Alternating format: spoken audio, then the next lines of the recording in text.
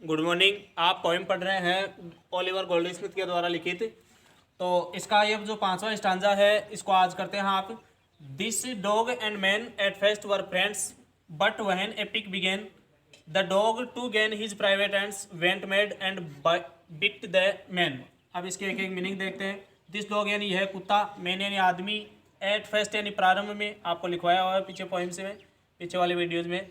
वर यानी थे, फ्रेंड्स का मतलब दोस्त, बट यानी लेकिन, वहन यानी जब, ए पिक, पिक का अर्थ होता है दुश्मनी। ए पिक यानी पिक का अर्थ होता है दुश्मनी, या क्रोध या रोष, ये दोनों लिख सकते हैं कोई सा भी आप।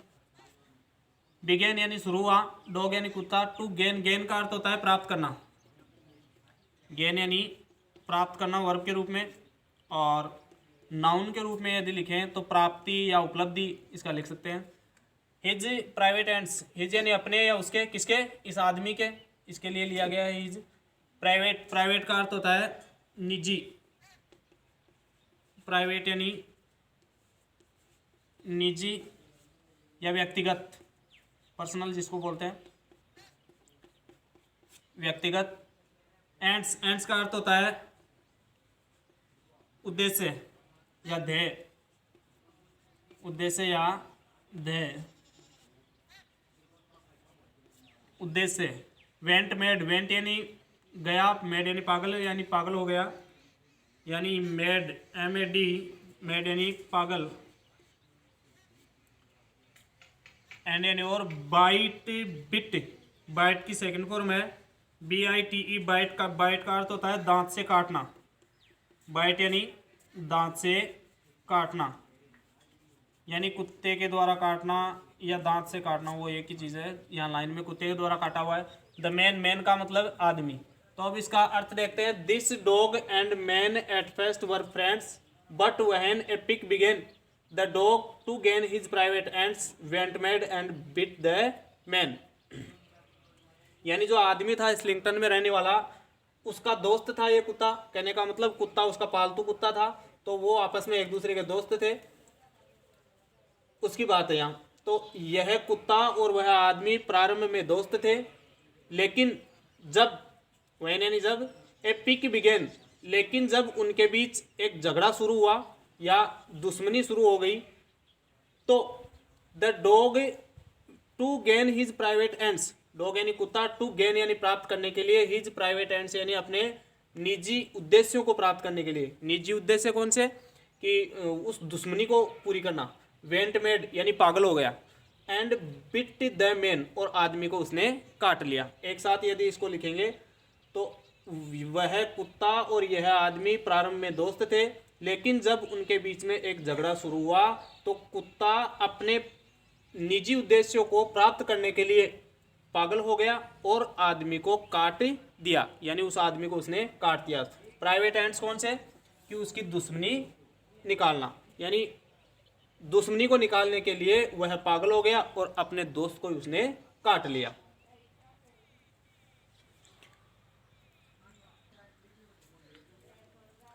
अब देखो अगला स्टांजा है। Around from all the neighbouring streets the wandering neighbours ran and swore the dog had lost his wits to bite so good a man. Around का अर्थ होता है चारों ओर, फ्रॉम यानी से, ऑल यानी सभी, नेबरिंग, नेबरिंग का अर्थ होता है पड़ोसी या पड़ोस की, यह एडजेक्टिव है। तो नेबर,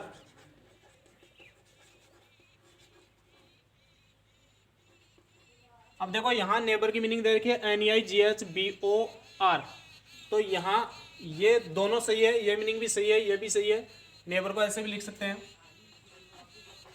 NEIGHBOR, ये भी सही है और ये भी सही है।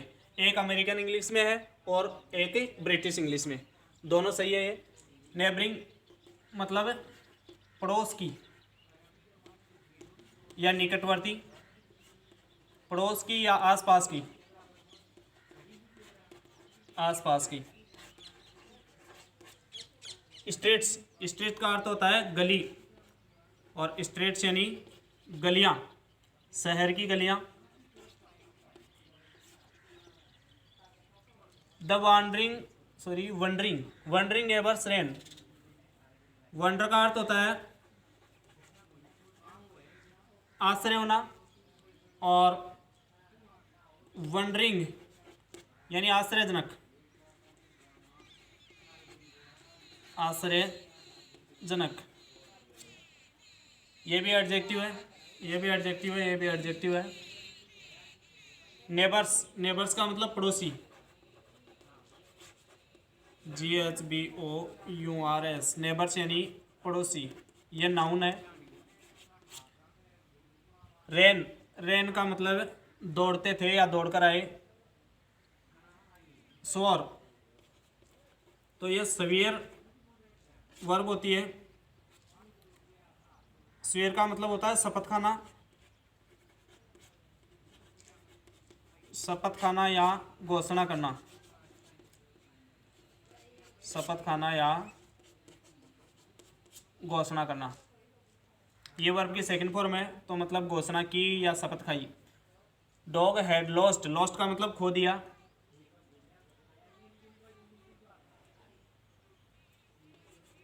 लॉस्ट यानी खो दिया। लॉस की सेकंड फॉर्म है, लॉस फर्स्ट होती है, LOSE, लॉस यानी खोना। हिज विट्स, हिज यानी अपनी विट्स, विट्स का अर्थ होता है सोचने समझने की शक्ति। WITS, विट्स यानी सोचने समझने की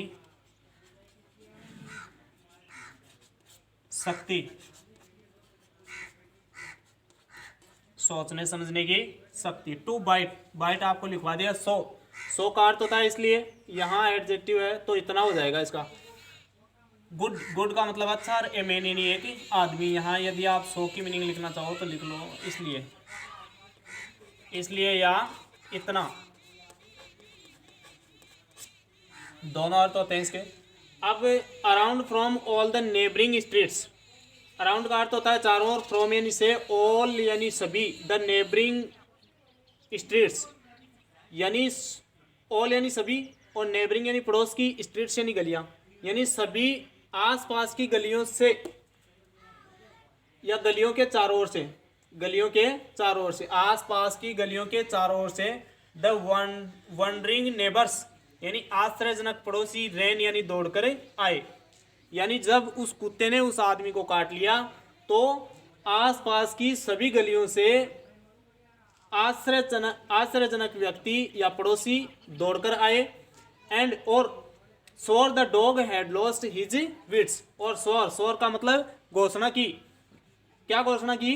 दैट, मतलब यहाँ दैट आपको लगाना है, दैट की the dog had lost his wits, यानी कुत्ते ने अपनी सोचने समझने की शक्ति खो दी थी। हैड लॉस्ट यानी पास्ट में हो गया ना, यानी खो चुका था। किस समय? जिस समय उस आदमी को उसने काटा। किसने? कुत्ते ने।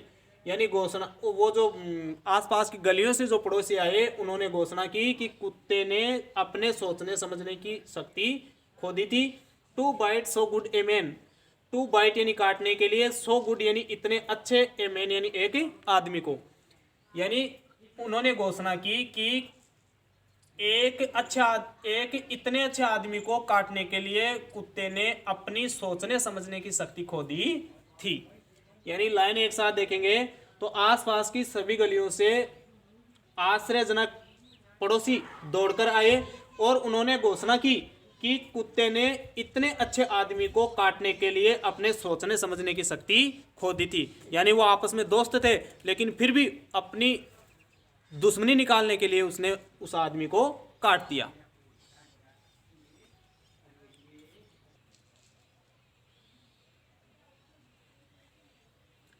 अगला है the wound it seems both sore and sad to every Christian eye and while they swore the dog was mad they swore the man would die.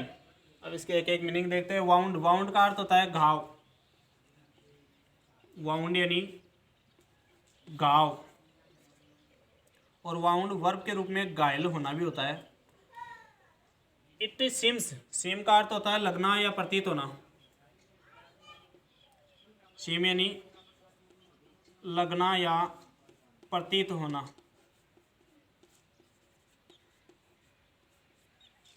Both यानी दोनों, सौर, सौर का मतलब सौर यानी पीड़ायुक्त, एवं संक्रमण से लाल।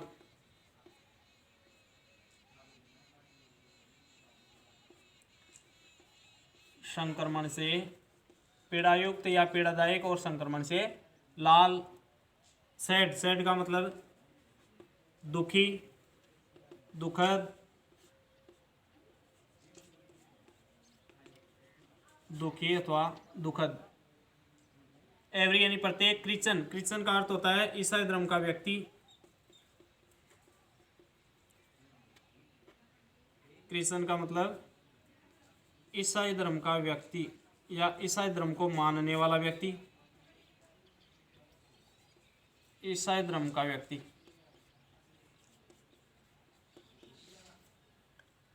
आई, आई का मतलब दिखाई देना। आई वर्ब के रूप में। आई यानी दिखाई देना।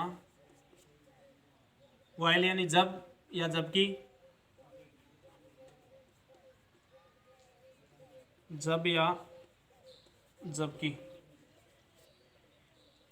दे यानी उन्होंने या वे। शोर यानी घोषणा की। डॉग वाज मेड,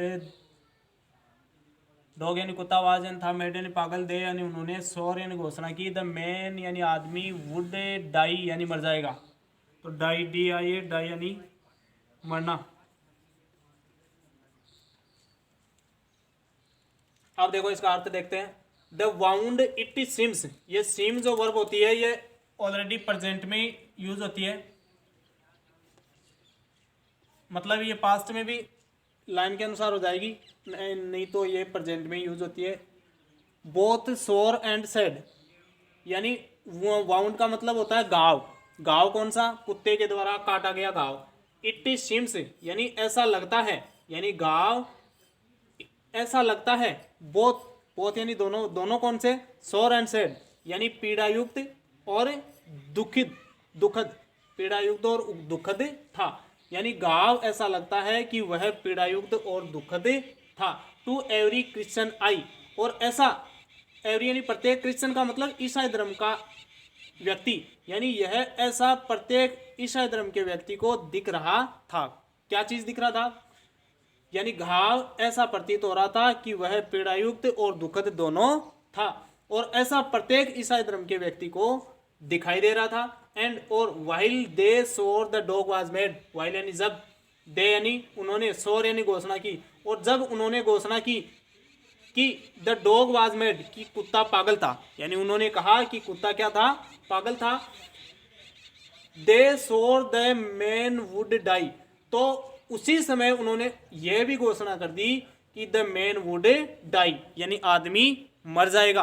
कहने का मतलब यह जो घाव था वह ऐसा प्रतीत होता था कि वह दुखदायक या पीड़ादायक और दुखद था, और प्रत्येक जो ईसाई धर्म का आदमी था उसको ऐसा लग भी रहा था।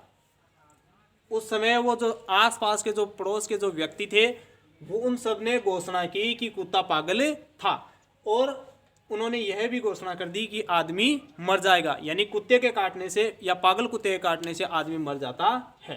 तो उन्होंने ये घोषणा कर दी कि वह आदमी भी मर जाएगा। अब देखो ये आपस में दोस्त थे, उस कुत्ते ने अपनी दुश्मनी निकालने के लिए उसको काट दिया, और इन्होंने अभी घोषणा कर दी कि कुत्ता पागल था, तो कुत्ता पागल था तो अभी ये आदमी भी मर जाएगा।